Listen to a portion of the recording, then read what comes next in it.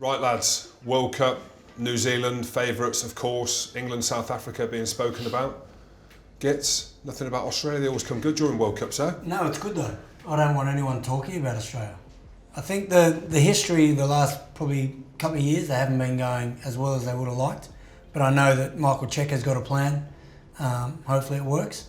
Potentially could be playing England in the quarters, so I'm backing Australia. Of course. Well, that's He's doing a great job of keeping it under wraps. His game plan, his master plan. And what game plan are England going to come up with? 2003 winners, as we know, Mike. 2007 finalists, and after that went a bit downhill, didn't it? Yeah, it declined a bit. No, I think I think they go to this World Cup with probably the strongest squad in terms of depth, and you know they've shown what they can do, but they've also shown that there's inconsistencies in there, and that's my only real worry is if one of those turns up once you get to knockout phases. I think. You can have that against a couple of their opponents, but they've got a tough group. But fortunately, they've got a nice run into those hard games. But then they have to go 5 hard games back to back, basically knockout rugby from their last 2 pool games. So they've got a genuine shout. But I think New Zealand will always deserve favourites in terms of just looking at their history. Gits, Eddie Jones at the helm of the England team, the Australian coach who gave you your first cap.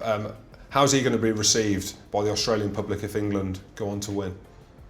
I don't think we really care, you know. Like I think he's been there for a while. Everyone knows what he's like. He did an amazing job with Japan, the last World Cup.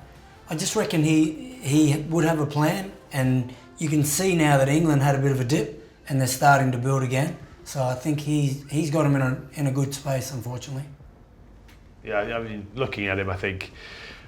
You go through question marks where you actually question what he's doing. Like when England went through that dip period, they lost those 6 games on the bounce, and they all looked tired, and they all looked like they were spending more energy on the training field than they were on the pitch. But then he was talking about how he was getting them used to intensity and then bringing them back, and I think he's done a great job. And you look at where they are now, they look strong. They still got to go out and do it. Knockout rugby is knockout rugby.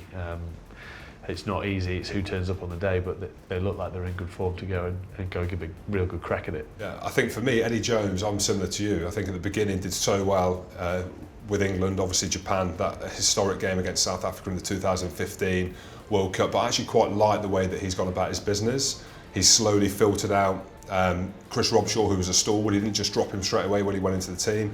Robshaw was obviously captain in 2015, that disastrous World Cup tournament for England at home.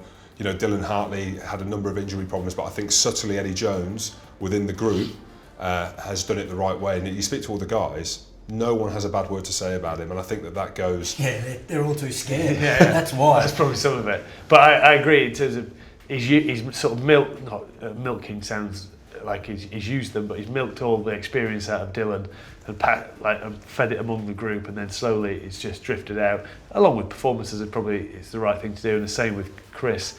He sort of used got what he needed out of him, and then sort of hopefully that sort of what Chris has left has gone into that squad that will sort of carry it on and build from it. So I think you always question him on certain things, but then at the moment it's always coming good for him. So the other thing on him, like he doesn't sleep.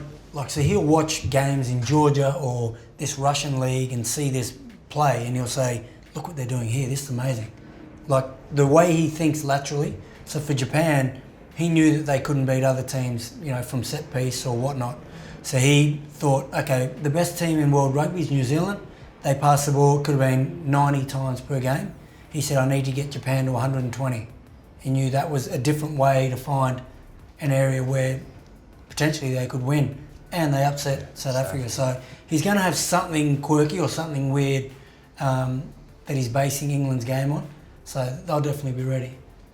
Gits, like you said, not a lot of pressure on Australia this year. Everyone's talking about New Zealand, England, South Africa, Scotland, Ireland potentially. But Australia, how are they going to see this? Who are going to be the key players as well that are going to be able to step up and maybe come in underneath the shadows? I think, especially with what's been going on with Israel Folau, he was often the game breaker or someone that they relied on. Samu Kerevi, I think, since Israel's moved on, has probably stepped up the most. He was a handful, like 2 or 3 players, even against when they lost to New Zealand, he was still a handful. So I think he's one guy. You mentioned before, Kurtley Beale. I think with the heat the game, once it opens up, I think he can be pretty devastating for them. He can single-handedly drag them through. I think he still is impressive to watch. I think he's just got a great reading of the game and understanding, and sees a hole and takes it.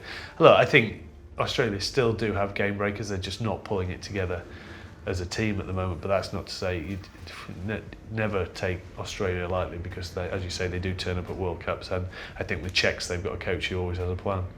The last World Cup, like 2015, there was no pressure on us. Like, people didn't expect much, but we were able to. Like, we had not an easy game. We had Fiji, but we were able to build. And then these guys that I think probably lacked a bit of confidence were able to grow as the tournament went. And they've got the skill. It's just that confidence that they're lacking and that consistency. So if they're able to grow, I think they're going to be pretty dangerous.